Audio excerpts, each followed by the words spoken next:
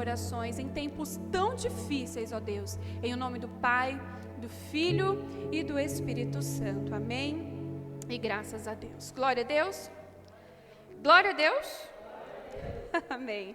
Bom, para que você possa entender um pouco do que nós iremos ler hoje, eu vou fazer algumas observações a respeito do texto. O capítulo 10 do livro de Hebreus vai enfatizar muito o sacrifício perfeito de Jesus e a diferença de como eram feitos os sacrifícios no Antigo Testamento. Porque no Antigo Testamento, se houvesse pecado, erro da parte das pessoas, tinha que haver derramamento de sangue. E o derramamento de sangue era feito por meio de animais. Mas aí Jesus vem, Jesus entra na história para ser o sacrifício definitivo. O sacrifício que ele viria, o sangue dele seria derramado e não mais fosse preciso ser feito sacrifício algum. Ou seja, ele foi o sacrifício perfeito e o sacrifício definitivo. Então hoje, quando eu peco, quando você peca, a gente pode pedir perdão a Deus e nós temos e quando a gente recebe Jesus sobre as nossas vidas, a gente é salvo, a nossa vida, o nosso coração sendo entregue a Ele é salvo. Então, o capítulo 10 ele vai enfatizar muito sobre isso e é uma coisa importante para nós ressaltarmos, porque a religiosidade nos faz pensar que existem coisas que nós devemos fazer para que o nosso pecado seja perdoado, quando na verdade basta apenas um coração sincero e um pedido de perdão sincero, e não mais praticar aquele pecado. E no Antigo Testamento, a repetição do derramamento de sangue de animal mostrava que esses sacrifícios não eram suficientes. Quem está compreendendo? Então, quando Jesus vem, quando Jesus faz esse sacrifício por nós, entregando a sua vida na cruz do Calvário, por mim e por você, esse sacrifício se torna suficiente. Então, ninguém mais vai morrer por mim e por você. Ninguém mais vai derramar sangue por mim e por você. Nem ser humano e nem um ser humano matando um animal, porque o sacrifício definitivo já veio, que foi Jesus. Até aqui vocês compreendem? E aí, quando a gente chega aqui no versículo 19, que é a partir do versículo que nós iremos ler, o escritor aos Hebreus vai trazer um apelo, ou seja, ele vai chamar aquele povo à perseverança. Vamos ler o texto para que a gente possa compreender. Do versículo 19 em diante diz assim: Portanto, irmãos, temos plena confiança para entrar no lugar santíssimo, pelo sangue de Jesus, por um novo e vivo caminho que ele nos abriu por meio do véu, isto é, o do seu corpo. Então, o lugar santíssimo hoje é a presença de Deus que nós temos livre acesso. Antigamente, esse lugar santíssimo era um outro lugar, dividido por um véu. Nós vamos ver aqui no texto. O versículo 21 continua dizendo: Temos, pois, um grande sacerdote. Quem é esse grande sacerdote, igreja? Jesus, sobre a casa de Deus. Assim, aproximemo-nos de Deus com um coração sincero e com plena convicção de fé, tendo os corações aspergidos para nos purificar de uma consciência culpada e os nossos corpos lavados com água pura. Apeguemo-nos com firmeza à esperança que professamos, pois aquele que prometeu é fiel. E consideremos uns aos outros para nos incentivarmos ao amor e às boas obras. Não deixemos de reunir-nos como igreja, segundo o costume de alguns, mas procuremos encorajar-nos uns aos outros, ainda mais quando vocês veem que se aproxima o dia. Se continuarmos a pecar deliberadamente, depois que recebemos o conhecimento da verdade, já não resta sacrifício pelos pecados, mas tão somente uma terrível expectativa de juízo e fogo intenso, que consumirá os inimigos de Deus. Quem rejeita a lei de Moisés morria sem misericórdia pelo depoimento de 2 ou 3 testemunhas. Quão mais severo castigo julgam vocês? Merece aquele que pisou aos pés o Filho de Deus, profanou o sangue da aliança, pelo qual ele foi santificado e insultou o Espírito da graça. Pois conhecemos aquele que disse: a mim pertence a vingança, eu retribuirei, e outra vez o Senhor julgará o seu povo. Terrível coisa é cair nas mãos do Deus vivo. Lembrem-se dos primeiros dias, depois que vocês foram iluminados, quando suportaram muita luta e muito sofrimento. Algumas vezes vocês foram expostos a insultos e tribulações. Em outras ocasiões, fizeram-se solidários com os que assim foram tratados. Vocês se compadeceram dos que estavam na prisão e aceitaram alegremente o confisco de seus próprios bens, pois sabiam que possuíam bens superiores e permanentes. Gravem essas 2 palavras na sua cabeça: superior e permanente. Por isso, não abram mão da confiança que vocês têm. Ela será ricamente recompensada. Vocês precisam perseverar, de modo que, quando tiverem feito a vontade de Deus, recebam o que Ele prometeu. Pois em breve, muito em breve, aquele que vem virá, e não demorará. Mas o meu justo viverá pelo quê, igreja? Pela fé, e se retroceder, não me agradarei dele. Nós, porém, não somos dos que retrocedem e são destruídos, mas dos que creem e são, glória a Deus. Esse texto, ele é extremamente rico de muitos ensinamentos. O escritor aos Hebreus primeiro dá uma aula sobre sacrifícios para nós, e depois ele nos chama à perseverança. Tudo isso porque aquele tempo, aquela época, era uma época onde os cristãos estavam vivendo muitas perseguições. De fato, o cristão, o povo de Deus, sempre sofreu perseguição, sempre foi perseguido de diversas maneiras. Mas quando o evangelho estava se expandindo por meio da igreja primitiva, isso estava acontecendo de uma forma mais assídua, porque os cristãos tinham uma vida diferente das outras pessoas.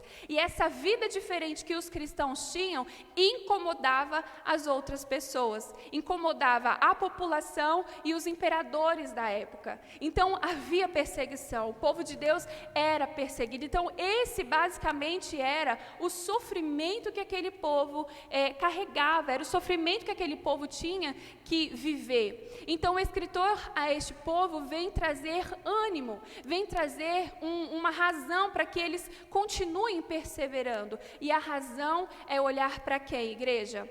Para Jesus. Então, o que a gente precisa lembrar quando a gente vive momentos e situações difíceis que a gente vive? Primeiro de tudo, hoje a gente tem livre acesso ao nosso Deus. Hoje nós não precisamos terceirizar as nossas orações, os nossos pedidos de perdão, ou então os nossos pedidos de renovação de força, fé e esperança sobre as nossas vidas, porque a gente tem livre acesso. Aquele véu que separava o santo dos santos foi rasgado no momento em que o Senhor Jesus morreu na cruz por mim e por você. E isso aconteceu justamente para que hoje eu e você tivéssemos livre acesso a Ele.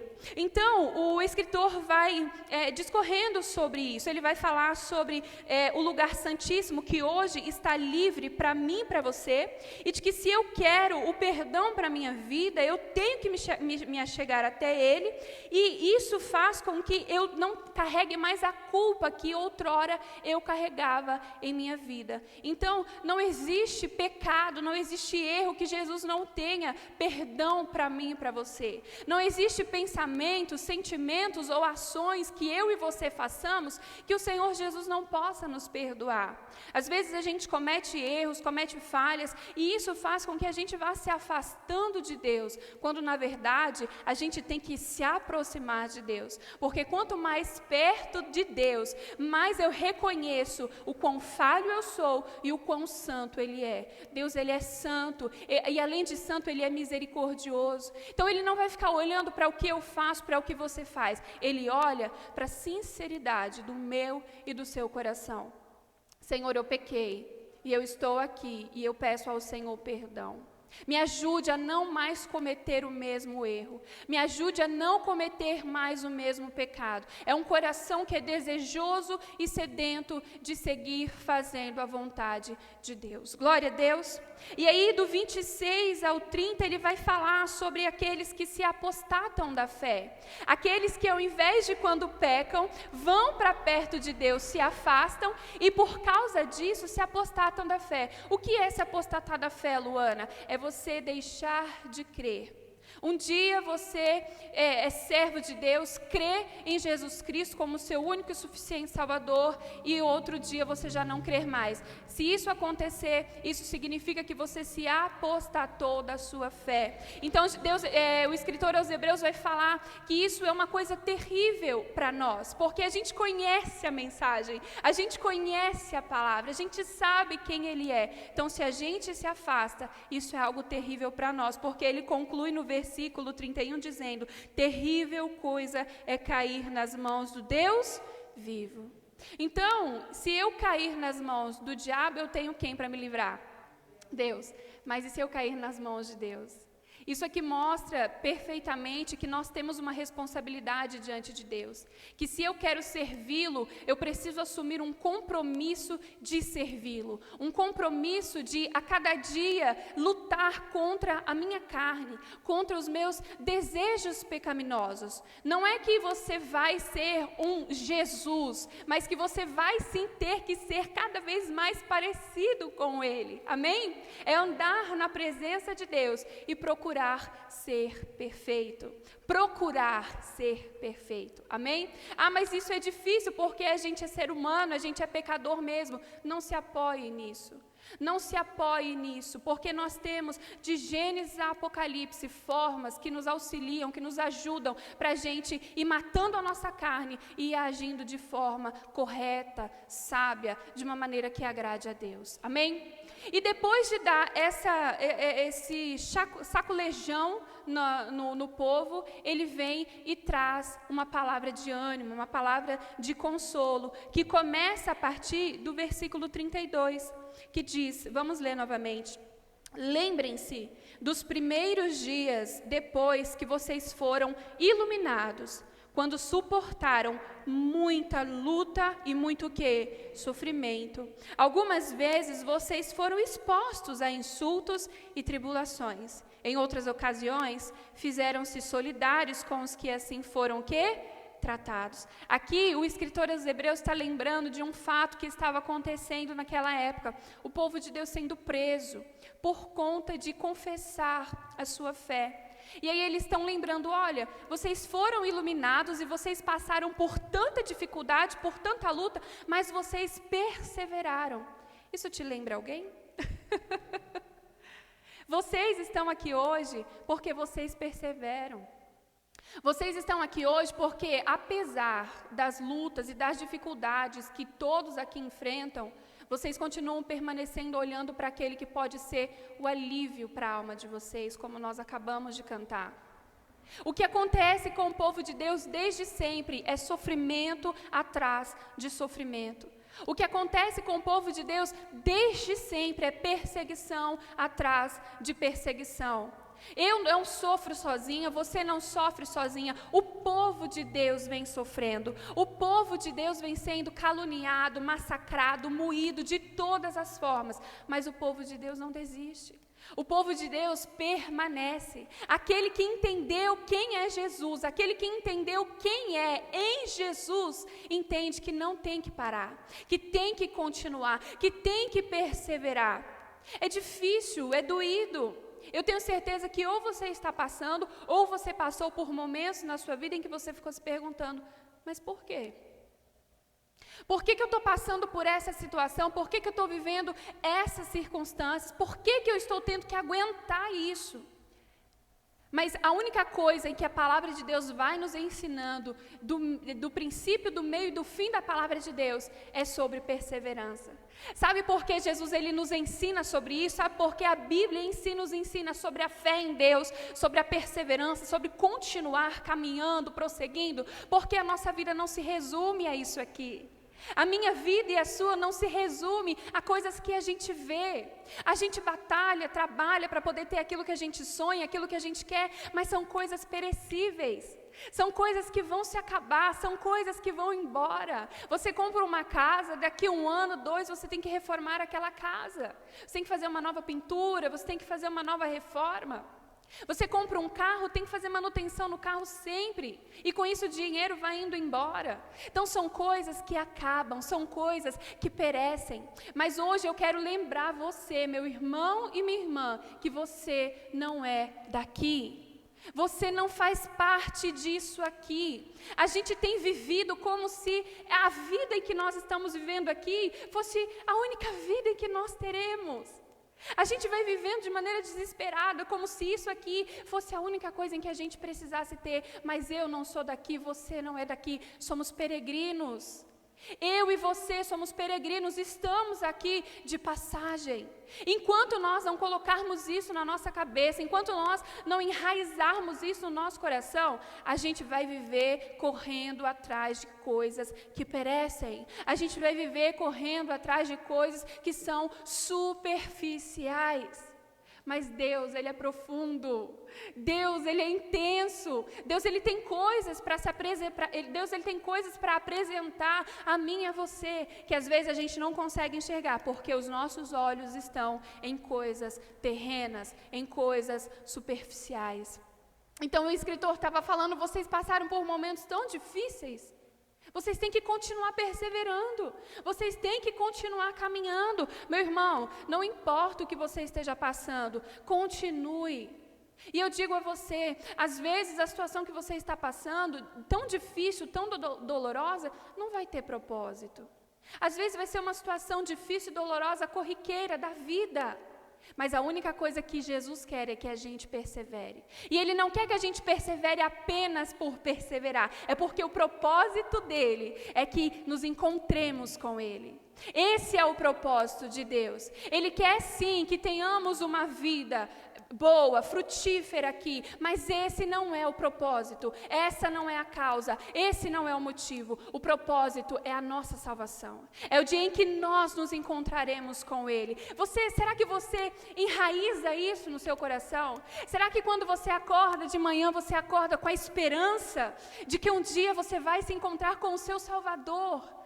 É glorioso a gente alimentar isso, porque é quando a gente alimenta isso, igreja, que a gente permanece. É quando a gente alimenta a esperança viva, que é um dia nos encontrarmos com Jesus, é que a gente continua. Sabe por quê? Porque logo a gente olha para a situação difícil e a gente fala, não, eu não sou daqui, isso aqui é passageiro. Essa dor é passageira, esse momento difícil é passageiro. Eu tenho um propósito maior, e o meu propósito maior é estar com Jesus. É esse o nosso propósito. Eu e você não somos daqui. Glória a Deus.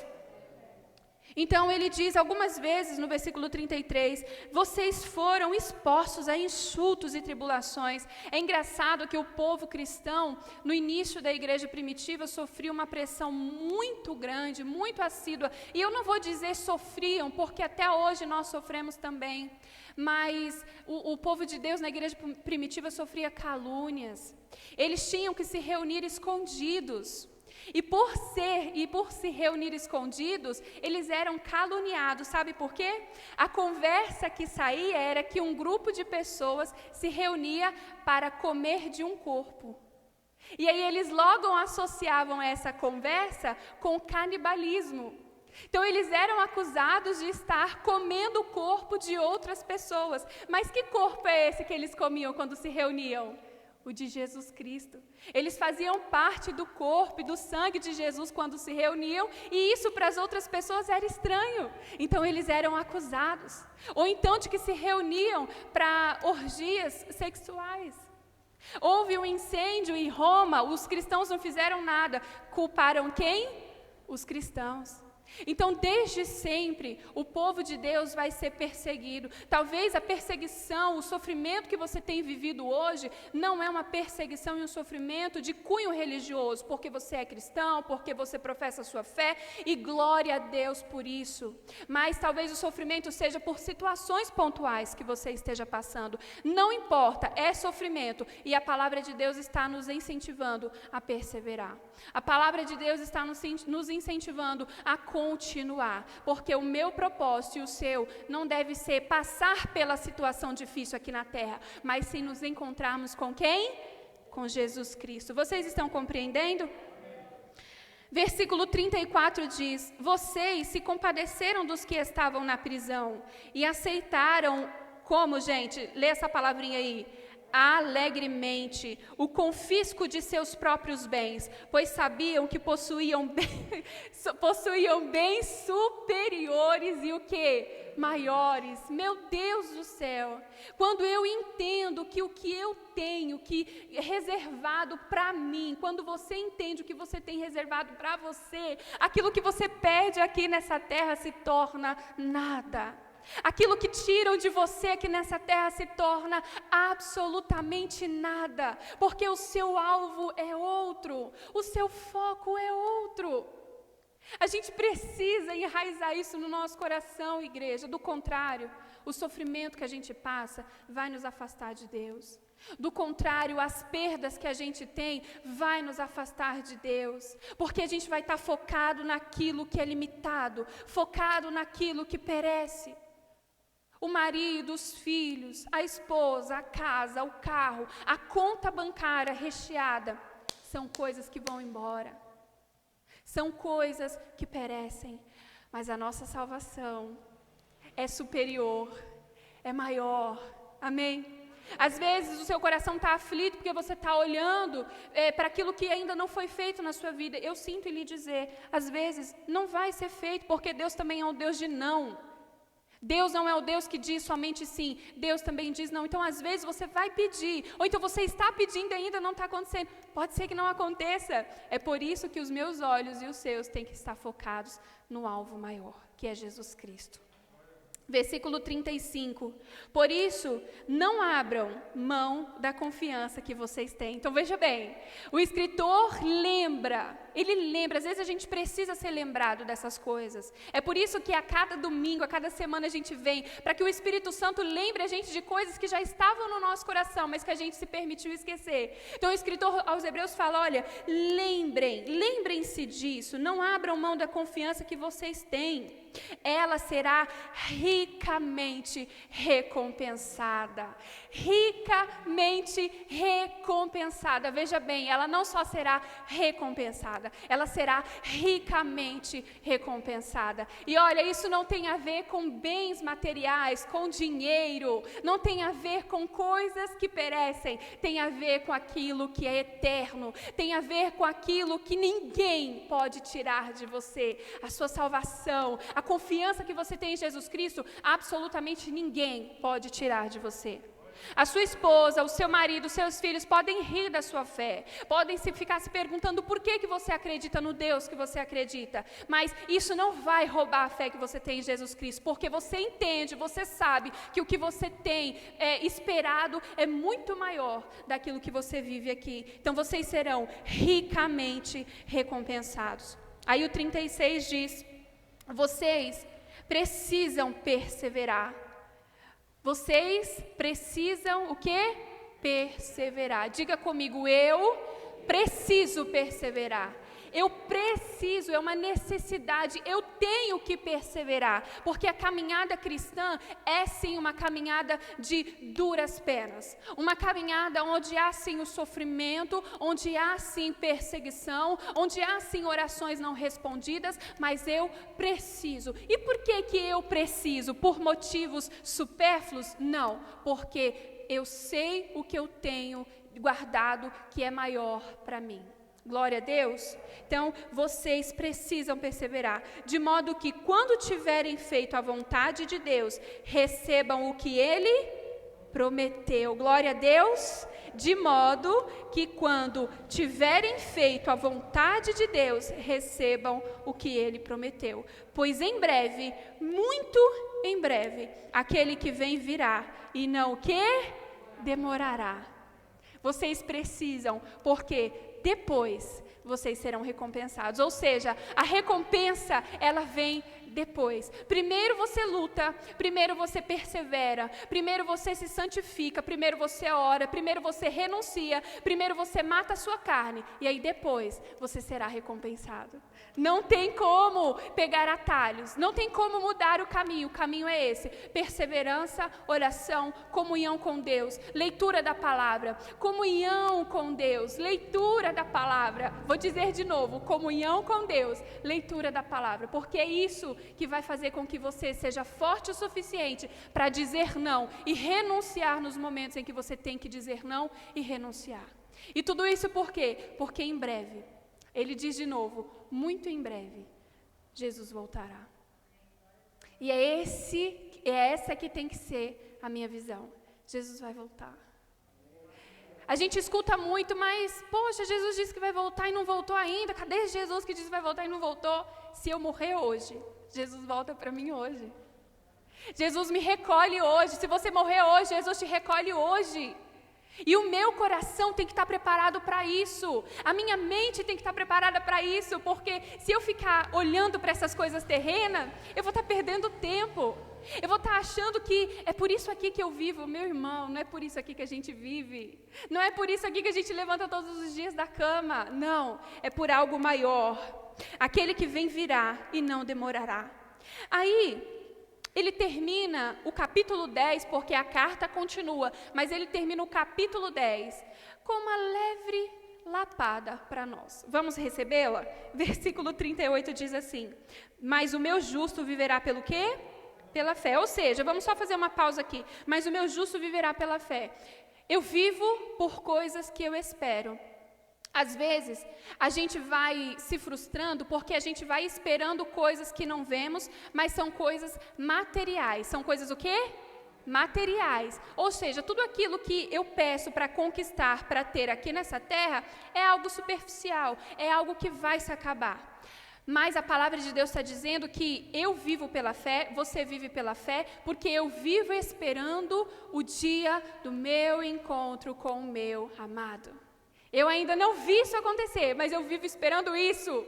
E é por isso que eu vivo pelo quê, igreja? Pela fé, por coisas que eu não vejo. Eu ainda não sei como será o céu. Você sabe como será o céu? A gente imagina, porque a palavra de Deus nos mostra o quão glorioso será. Mas de fato nós não sabemos. Mas eu espero, porque vai ser glorioso. Porque lá não haverá mais choro, não haverá mais perdas, não haverá mais tristeza. Será uma vida eterna ao lado do nosso eterno Salvador. Você crê nisso? E aí ele diz: e se retroceder, não me agradarei dele. E se retroceder, não me agradarei dele. Isso está dizendo o quê?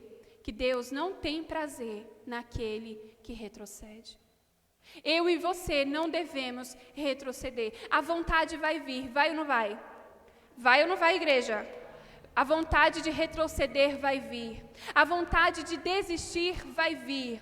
A vontade de parar no meio do caminho vai vir. Mas eu tenho que lembrar que Deus não se agrada que eu retroceda. Eu tenho que permanecer e continuar. Mas, Luana, é tão difícil. Eu quero sim parar. Eu tô cansada. Hoje eu vim na igreja só pela misericórdia de Deus. Mas continua. Aquele que te fortalece é muito maior do que as suas lutas e dificuldades. É Deus quem te fortalece. Não somos nós quem nos fortalecemos pela nossa própria força, pela nossa própria sabedoria. É Deus com a sua misericórdia que nos ajuda a levantar da cama todos os dias quando as coisas estão difíceis. Então o escritor diz: aquele que retroceder, não me agradarei dele. Glória a Deus. E aí no 39 ele termina dizendo: nós, diga nós, porém, não somos dos que retrocedem e são destruídos, mas dos que creem e são salvos.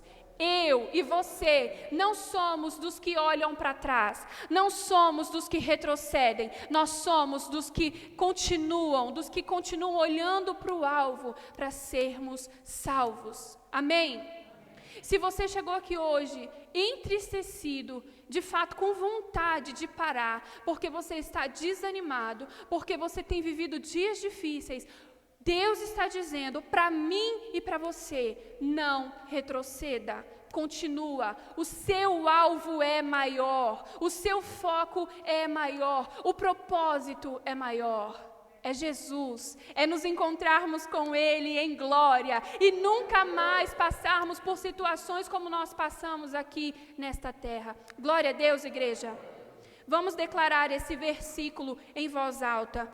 Nós, porém, não somos dos que retrocedem e são destruídos, mas dos que creem e são salvos. Exalte ao Senhor Jesus, igreja, com as suas palmas. Glória a Deus. Enquanto eu lia essa mensagem durante a semana, como Deus falou ao meu coração.